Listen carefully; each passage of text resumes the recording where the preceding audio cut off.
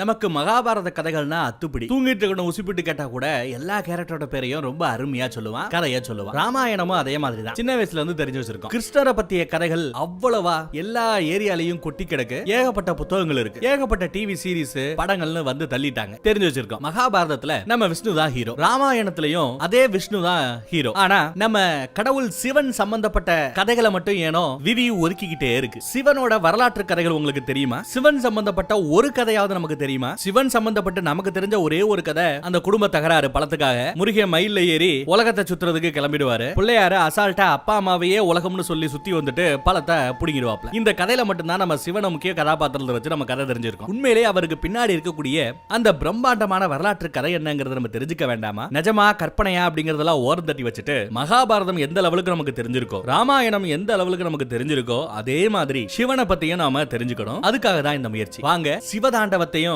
ஒரு 8 பார்த்துட்டு வந்துருவோம். இந்த கதையோட ஸ்டார்டிங் சீன்ல எல்லாம் வல்ல நம்ம சிவனை காமிக்கிறாங்க. அப்படியே மேல இருந்து கீழே வரைக்கும் கேமரா ஃபோக்கஸ் பண்ணி வரும்போது பார்த்தா சிவனோட கையில கட்டி இருந்த அந்த ருத்ராஜ கொட்டை அப்படியே தவறி கீழே விழுதுங்க. சிவன் மோஸ்ட்லி எங்க இருப்பாப்ல? இந்தியாவோட மேல இமய மலை மேல இருப்பாப்ல. சோ அங்க அந்த ருத்ராஜ கொட்டை அவுந்து விழுகுது. பக்கத்துல இருக்கிற அந்த நதியில விழுந்து நதியோட அந்த ஓட்டத்திலேயே அப்படியே அது கடந்து எங்கேயோ வந்து சேருது. அங்க பார்த்தா ஒரு பொண்ணு, பேரு சதி அப்படின்னு கூப்பிடுறாங்க. அந்த ருத்ராஜ கொட்டையை எடுத்து பாத்துக்கிட்டு இருக்கும்போது பின்னாடி சில லேடிஸ் வராங்க. சதி கையில அந்த ருத்ராஜ கொட்டையை பார்த்ததுமே, என்ன சதி, நம்ம எதிரிகளோட ருத்ராஜ கொட்டையை நீ ஏன் கையில ஏந்திக்கிட்டு இருக்க, அதை உடனே வீசி எரி அப்படிங்கிறாங்க. சதிக்கு தூக்கி எறிய மனசே இல்ல. ஏன் எரியணும்? எதிரிகளோட பொருட்களா இருந்தா கூட விலை மதிப்பில்லாத பொருட்களை நாம வச்சுக்கிறது இல்லையா, அந்த மாதிரி இதை வச்சுக்க போறோம் அப்படிங்கிற மாதிரி சொல்ல, உத்ராட்ச கொட்டையில என்னடி விலை மதிப்பில்லாதது, அதை தூக்கி எரி, உங்க அப்பாக்கு மட்டும் இது தெரிஞ்சது அவ்வளவுதான், ருத்ர தாண்டா ஆடிடுவாப்ல அப்படின்னு அப்பா பேரை சொல்லி பயமுடுத்துறாங்க. உடனே இவளும் சரின்னு வேற மனசு இல்லாம அந்த ருத்ராட்ச கொட்டையை அதே தண்ணிக்குள்ள போட்டு போறாங்க. தண்ணிக்குள்ள விழுந்த அந்த ருத்ராட்சம்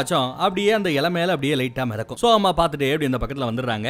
சதி தன்னோட அரண்மனைக்கு போறாங்க. அரண்மனைக்கு போய் பார்த்தா அங்க சதியோட அப்பா பேரு தக்ஷன் ஒரு பிரம்மாண்டமான யாகத்தை நடத்திக்கிட்டு இருக்காரு. யாகத்தையும் சிறப்பா நடத்திட்டு பக்கத்துல சில முனிவர்கள் வராங்க. அவங்கள வரவேற்கிறதுக்காக போறார். யாரா அவங்க அப்படின்னு பார்த்தா சப்த ரிஷிகள் வந்திருக்காங்க. ரிஷிகள் எல்லாரையும் வரவேற்றுட்டு, நீங்க வந்ததுனால இந்த யாகம் இன்னும் சிறப்பா நல்லபடியா முடியும். இன்னும் ஒரு சிறப்பான அறிவிப்பு வேற இருக்கு. விக்கிரகத்தை வெளியில எடுத்துடலாமா, நல்ல நேரம் வந்துருச்சா அப்படின்னு விசாரிக்க, சப்த ரிஷிகளும் நல்ல நேரம் வந்துருச்சு, விக்கிரகத்தை நீங்க மக்களுக்கு காமிக்கலாம் அப்படின்னு சொல்ல, மூடி இருக்கக்கூடிய அந்த திரையை அப்படியே விளக்குறாரு. உள்ள இருக்கிற விக்கிரகம் வெளியில தெரியுது. எதை காமிக்க போறாருன்னு ஆவலா நம்ம பார்த்தா நம்ம விஷ்ணு அப்படியே பள்ளி கொண்டு இருக்க, பக்கத்திலேயே லட்சுமி அவருக்கு கால அமைக்கி விடுற மாதிரி ஒரு சிலை. காக்கும் கடவுள் மகாவிஷ்ணு, அவரே உண்மையான கடவுள். ஆத்தலை விட அழித்தலை விட காத்தலே மிகவும் கடினமான வேலை, காத்தலே மிகவும் சிறப்பான வேலை, அந்த வேலையை மிகச் செப்பனே செய்து கொண்டிருக்கும் என் அப்பன் மகாவிஷ்ணுவுக்கே இந்த உலகில் யாரும் கட்டாத அளவு ஒரு பிரம்மாண்டமான ஒரு கோயிலை கட்டவிருக்கிறேன் அப்படின்னு ஒரு அனௌன்ஸ்மெண்ட் கொடுக்க,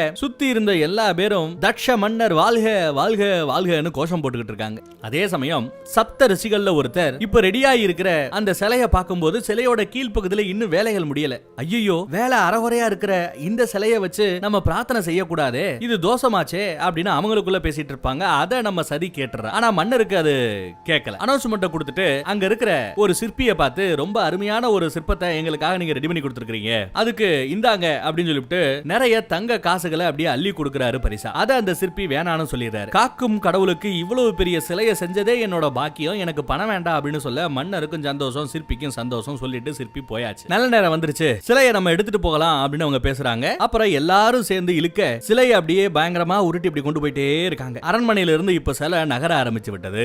அப்படியே கூடவே அந்த கூட்டமும் நகர்ந்து போய்கிட்டு இருக்கும்போது சப்த ரிஷிகள்ல ஒரு ரிஷி சொல்றாரு, இந்த மாதிரி அறகுறையா ரெடி ஆகிட்டு இருக்கிற ஒரு சிலையை நம்ம பிரார்த்திக்க போறோம்னு சொல்லி இருந்தா நான் முன்னாடியே வந்திருக்க மாட்டேனே, நான் இப்பயே கிளம்புறேன் அப்படின்னு சொல்ல, வேண்டாம் அவசரப்படாதீங்க, யக்ஷ மன்னர் கொஞ்சம் கோவக்காரர், ஏதாவது ஏட்டிக்கு புட்டியா பண்ணிடுவாப்ல, இருந்து என்னதான் நடக்குன்னு பார்த்துட்டு போயிடுவோம், எனக்கு என்னமோ இது எல்லாமே விதியின்படி ஆண்டவனின் விருப்பத்தின்படியே நடப்பது போல் தோன்றுகிறது, என்னதான் நடக்குதுன்னு இருந்து பார்த்துட்டு போமே அப்படின்னு இன்னொரு ரிஷி கொஞ்சம் பேசி கன்வின்ஸ் பண்ணி அவரை கூட்டு போறார். அதே சமயம் அந்த பக்கம் பார்த்தா கோயிலை கட்ட போறோம்னு சொல்லிவிட்டு பயங்கர விழா கோலம் உண்டு. அந்த நகரமே பாருங்களேன் எவ்வளவு செழிப்பா சிறப்பா அவங்க கொண்டாடிக்கிட்டு இருக்காங்கன்னு. ஆட்டம் பாட்டம் கொண்டாட்டம்னு படுபயங்கரமா எல்லாம் ஜோரா போய்கிட்டு இருக்கு. கூட்டம் அலமோதுது. களியாட்டத்துல இருந்து கரகாட்டம் வரைக்கும் எல்லா ஆட்டமும் சிறப்பா இருக்கு. தக்ஷ மன்னர் வாழ்க அப்படின்னும் மகாவிஷ்ணு வாழ்க அப்படின்னும் மாத்தி மாத்தி கோஷம் போட்டுக்கிட்டே இருக்காங்க. கோயிலுக்குள்ள அந்த பிரம்மாண்டமான சிலையை கொண்டு போய்கிட்டு இருக்கும் போது ஒரு கட்டத்துக்கு மேல சிலை நகர மாட்டேங்குது.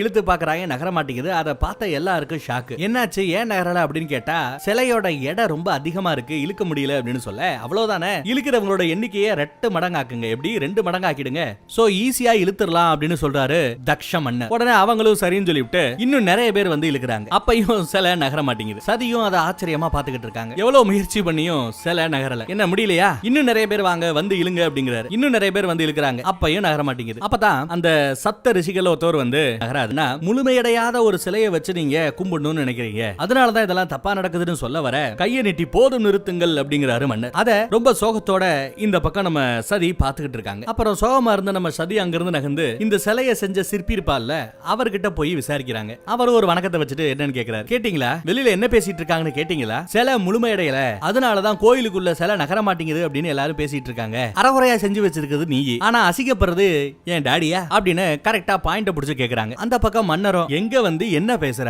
என்கிட்டயே வந்து இந்த வேலை முடிஞ்சிருச்சு முடியலன்னு சொல்றதுக்கு யார் யா நீ அப்படின்னு கேக்குறாரு. அந்த பக்கம் நம்ம சிற்பியும் ரொம்ப வருத்தப்பட்டு ஏதோ பேச ஆரம்பிக்கிறார். என் மேல எந்த தப்பும் இல்லதாயே, உங்க அப்பாரு எப்படி செய்யணும்னு கேட்டாரோ அப்படித்தான் செஞ்சு கொடுத்துருக்கேன் அப்படின்னு அங்க நம்ம சிற்பி சொல்லிக்கிட்டு இருக்காரு. இந்த பக்கம் அந்த சப்த ரிஷிகள்ல ஒருத்தவர் இன்னும் ஒண்ணு கெட்டு போல, நீங்க நினைச்சீங்கன்னா நடக்க போற இந்த அசம்பாவிதத்தை நீங்க தடுத்து நிறுத்த முடியும், இந்த பாவத்தை செய்யாதீங்க அப்படின்னு ஒரு வார்னிங்க போடுறாரு. போட்டு அந்த மனுஷன் போயிட்டாப்ல. நம்ம மன்னனுக்கு இப்ப என்ன பண்ணணும்னு தெரியல, முழிக்கிறார். பல கட்ட யோசனைக்கு அப்புறம் ஒரு முடிவுக்கு வரார். எல்லாம் வல்ல நம்ம மகாவிஷ்ணுவோட இந்த சிலையை கோயிலுக்குள்ள கொண்டு வர இந்த நாராயணனை அவரோட இருக்கையில கொண்டு போய் அமர்த்த நாராயணி யாகம் செஞ்சா போதும், எல்லாம் நல்லதே நடக்கும், நாராயணி யாகம் ஆரம்பிக்கட்டும் அப்படிங்கிறார். அதுக்கும் அங்க பஞ்சாயத்து தாங்க. சில ரிஷிகள் வந்து நீங்க சொல்ற அந்த நாராயணி யாகத்தை அவ்வளவு ஈஸியா நடத்திட முடியாது, 108 வகையான மலர்கள் வேணுமா அந்த யாகம் பண்றதுக்கு. குறிப்பா ஏதோ பாரிஜாத மலரா, அந்த மலர் ரொம்ப முக்கியமா. கீழோகம், மேலோகம், பாதாள லோகம்னு இந்த 3 லோகத்திலேயுமே அந்த பூ ஒரே ஒரு இடத்துல தான் கிடைக்குமா. அப்படி அந்த பெருசு அந்த ரிஷி கொஞ்சம் தூபம் போட ஆரம்பிக்க,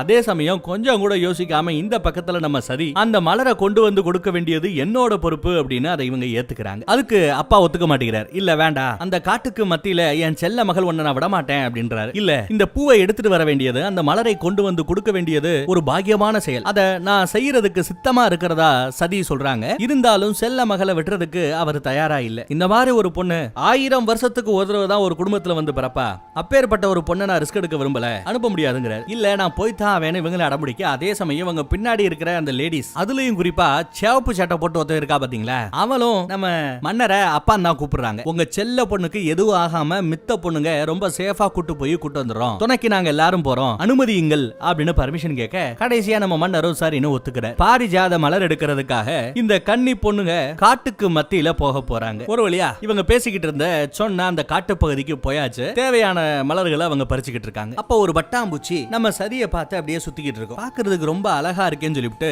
அந்த பட்டாம்பூச்சியை ஃபாலோ பண்ணிட்டு இந்த அம்மாவும் ஓடிக்கிட்டு இருக்காங்க. அது ஒரு குளக்கரைக்கு பக்கத்துல நம்ம சதியை கொண்டு வந்து விடுது. அந்த குளத்துல ஒரு இடத்துல அந்த பட்டாம்பூச்சி நிக்குங்க. நல்லா உத்துவங்க பார்த்தா அந்த பட்டாம்பூச்சி எந்த இடத்துல நிக்குதோ அங்கதான் கொஞ்ச நேரத்துக்கு முன்னாடி இவங்க தூக்கி எரிஞ்சாங்களே ஒரு ருத்ராட்ச கொட்டை, அது இருக்கு. அது மறுபடியும் இவங்க கைக்கு வந்து சேருது. அதே சமயம் சுத்தியும் முத்தியும் பாக்குறாங்க, ஏதோ தப்பா தெரியுது. கூட வந்த அந்த லேடிஸ் கூட்டம் அங்க இல்ல. பட்டாம்பூச்சியை ஃபாலோ பண்ணிட்டு வந்ததுல கொஞ்சம் வழி மாறி இந்த பக்கம் வந்துட்டாங்க போல. இந்த பக்கம் வந்து பார்த்தா மலை உச்சியில பிரம்மாண்டமா லிங்க மாதிரி ஒரு அமைப்பு. அதோட அழகை பார்த்து இவங்க வியக்குறாங்க. அப்படியே மெய் மறந்து போய் அந்த காட்சியை பார்த்துக்கிட்டு இருக்காங்க. அப்படியே அந்த அழகுல மயங்கி இவங்க நடக்க ஆரம்பிக்கிறாங்க. நடந்து போனா அங்க நிறைய முனிவர்கள் அங்க உட்கார்ந்து தியானம் பண்ணிட்டு இருக்காங்க. சதியை பார்த்ததும் எல்லாரும் வணக்க வைக்கிறாங்க. ஆனா அங்க இருக்கிற முனிவர்கள் பாக்குறதுக்கு ரொம்ப விகாரமா இருக்கிறத பார்த்து சதி கொஞ்சம் பயப்படுறாங்க. ஒருத்தர் மட்டும்தான் கொஞ்சம் சாந்த ரூபமா தெரியுறாரு, வணக்க வைக்கிறார். யாருமா நீங்க இந்த பக்கம் வந்திருக்கீங்கன்னு கேட்டா வழி தவறி இந்த பக்கம் வந்துட்டதா நம்ம சதி சொல்லும் போது அந்த பக்கம் யாகம் பண்ணிக்கிட்டு இருந்த இன்னொரு முனி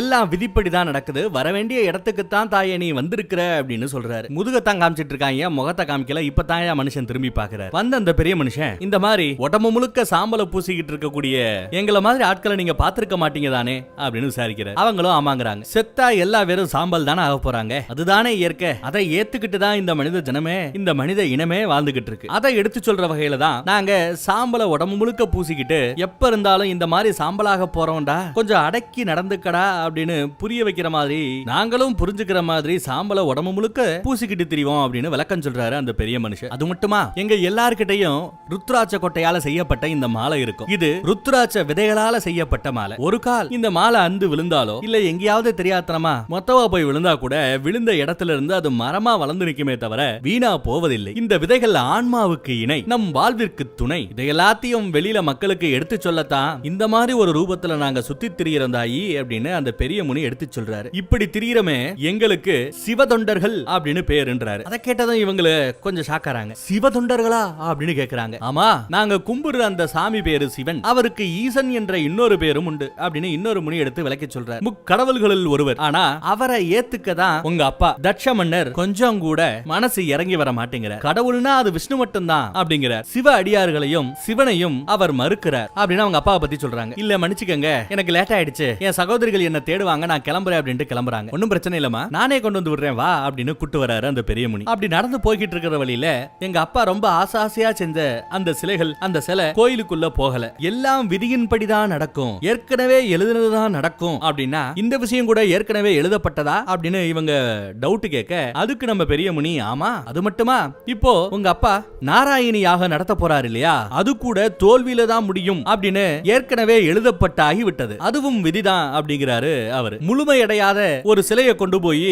கோயில் விக்கிரகாரத்துக்குள்ள வைக்கிறது அப்படிங்கிறது, கோயில் கருவூலத்துக்குள்ள வைக்கிறதுங்கிறது பாவச்செயல், அது கண்டிப்பா நடக்காது அப்படிங்கிறாரு. எனக்கு ஒண்ணு புரியல, எதுக்காக அந்த சிலை முழுமையடையாம இருக்கு, அதோட பின்னணி என்னன்னு விசாரிக்கிறாங்க. இவரும் சொல்றேன் தாயி வா அப்படின்னு கூட்டு போறாரு. எங்க அங்க இருந்த ஒரு சின்ன மலையோட உச்சிக்கு பாக்குறதுக்கு லிங்க மாதிரி இருக்கு, அந்த இடத்துக்கே கூட்டிட்டு வர. அதெல்லாம் அவங்க சுத்தி முத்தியும் பார்த்துட்டு அப்படியே உள்ள போறாங்க. முனியும் உள்ள போங்க, உங்க கேள்விக்கான விடை கிடைக்கும் சொல்லி அனுப்புறாரு. பாக்குறதுக்கு ஒரு குகை மாதிரி இருக்கு, உள்ள போறாங்க. லிங்கத்தோட பக்கத்துல போறாங்க. அப்படியே அத அந்த லிங்கத்தின் மீத கைய வைக்கிறாங்க. கைய வச்சதும் விஷ்ணுவோட சிலையும், அந்த விஷ்ணுவோட சிலைக்கு கீழே ஒரு இடம் முழுமையடையாம இருக்கு இல்லையா, அந்த இடமும் இவங்களுக்கு நல்லா தெரியுது. ஆக்சுவலா முழுமையடையாம இருக்கிற அந்த இடத்துல என்ன வச்சா அந்த சிலை முழுமையடையும் அப்படின்னா, ஒரு சிவலிங்கத்தை கீழே சின்னதா அந்த இடத்துல வச்சிருக்கணும். அப்படி வச்சாதான் அந்த சிலை முழுமையடையும். அதை இவங்க தெரிஞ்சுக்கிறாங்க. இவங்க அப்பனுக்கு தான் சிவனை கண்டாலே ஆகாது இல்லையா, அதனாலதான் சிவனோட சிலைய அங்க செய்யக்கூடாதுன்னு சொல்லிவிட்டு அறகுறையா விஷ்ணு சிலைய முடிச்சிருப்பாங்க போல தெரியுது. இதெல்லாம் இவங்க இங்க இருந்து இதை தொட்டதுக்கு பின்னாடி தாங்க தெரிய வருது. இப்ப தெரியுதா, அந்த சிற்பி கூட என்ன மேட்டரா சொல்ல முடியாம முழுங்கிட்டு இருந்தானு, இவங்க அப்பா தான் சிவன் சிலையை செஞ்சு என் விஷ்ணு சிலை முழுமையடையணும்னு அவசியம் இல்ல, அப்படியே நிப்பாட்டியா அப்படின்னு சொல்லி இருக்கிறாரு. சோ சிற்பியை குறை சொல்லி குத்தம் இல்லை இல்லையா. இந்த உலகத்தையே ஆக்கணும் பிரம்மா, இந்த உலகத்தையே காக்கக்கூடிய விஷ்ணு, அவங்க எவ்வளவு முக்கியமோ அதே அளவு அழித்தல தொழிலையே முழு நேர தொழிலா செஞ்சுக்கிட்டு இருக்கிற அந்த சிவனும் முக்கியம் இல்லையா. ஆக்கல், அழித்தல், காத்தல், இது மூணுல ஒண்ணு இல்லைன்னா கூட இந்த மூவுலகமே சம்பிச்சு போயிடாதா அப்படின்னு கேக்குற. சோ எல்லாம் தெரிந்து கொண்டே சிவனோட அந்த சிலைய, அந்த சின்ன பாகத்தை விஷ்ணுவோட அந்த பிரம்மாண்டமான சிலையில அறகுறையா விட்டு வச்ச உங்க அப்பனுக்கு கொஞ்சம் கொழுப்பு கூடித்தான் போச்சு அப்படிங்கிற மாதிரி இவர் சொல்ல வர, அதை கேட்ட பொண்ணுக்கு அப்பாவை குறை சொன்னா கோவம் வராதா இல்லையா, கோவம் வருது. ஏன் முன்னாடி எங்க அப்பா பத்தி தப்பா பேசாதீங்க அப்படின்னு சொல்றாங்க. நீங்க பேச வேண்டாம்னு சொன்னா நான் பேசாம விட்டுருவேன், ஊர் மக்கள் வாய் அடைக்க முடியுமா, இல்ல உண்மைதான் பொய்யாயிடுமா. அந்த சின்ன இடத்துல சிவனோட லிங்கத்தை செய்யாத பட்சத்துல விஷ்ணுவோட அந்த சிலை பூர்த்தி அடையாது, முழுமையடையாது. இது சத்தியம், இது சத்தியம், இது சத்தியம்ங்கறார். இவங்களும் அதுக்கப்புறம் அங்க இருக்க வேண்டாம்னு சொல்லிட்டு கிளம்புறாங்க. போற வழியில ஒரு 3-4 லேடிஸ் வராங்க. இவங்க யாருன்னா, இங்க இருக்கக்கூடிய ரிஷிகள் இருக்காங்க இல்லையா, அந்த ரிஷிகளோட மனைவிமார்கள். அவங்க தங்களை அறிமுகப்படுத்திக்கிறாங்க. அவங்களும் ஆடம்பரம் இல்லாம எளிமையான வாழ்க்கையை வாழ்றாங்க. வந்தவங்க எந்த மலரை எடுக்கிறது ரொம்ப கஷ்டம்னு அவங்க பேசிக்கிட்டு இருந்தாங்களோ, நாராயணி யாகத்துக்கு தேவை என்ன, பாரிஜாத மலர்கள். அந்த மலர்களை ரொம்ப அசால்ட்டா கொண்டு வந்து இந்தாங்க வச்சுக்கங்க அப்படின்னு சதி கிட்ட கொடுக்கறாங்க. கேட்காமையே கொடுக்குறீங்களே, நீங்க நல்லா இருக்கணும் அப்படின்னு நம்ம சதி கூட வாழ்த்துறாங்க. நன்றியும் சொல்லிட்டு அங்க இருந்து அவங்க கிளம்புறாங்க. அப்படி போகும்போது அங்க சின்னதா ஒரு சிவனோட சிலை இருக்கும், சிவலிங்கம் இருக்கும். அதை பார்த்ததும் இவங்க கையில இருந்து அந்த ருத்ராட்ச கொட்டையை எடுத்து அந்த லிங்கத்தின் மேல அப்படியே பாசத்தோட வைக்கிறாங்க. நான் என் அரண்மனைக்கு போறேன், திசையெல்லாம் எனக்கே தெரியும் அப்படின்ட்டு போறாங்க. தாயே, நீங்க யாருன்னு நீங்களே இன்னும் உணராம இருக்கீங்க. தெரிஞ்சோ தெரியாமலோ நீங்க எடுத்து வைக்க போற அடுத்த ஒவ்வொரு அடியும் எல்லாம் அல்ல அந்த சிவனை நோக்கியே இருக்க போகிறது அப்படின்னு இவரே பேசுகிறார். இந்த பக்கம் அரண்மனையில ரிஷிகள் கேட்ட மாதிரியே எல்லா விதமான மலர்களையும், குறிப்பா பாரிஜாத மலர்கள் உட்பட எல்லாத்தையுமே கொண்டு வந்து கொடுக்கறாங்க. அப்பாக்கு அம்புட்டு சந்தோஷம். அம்மா மலர்களை வாங்கிட்டு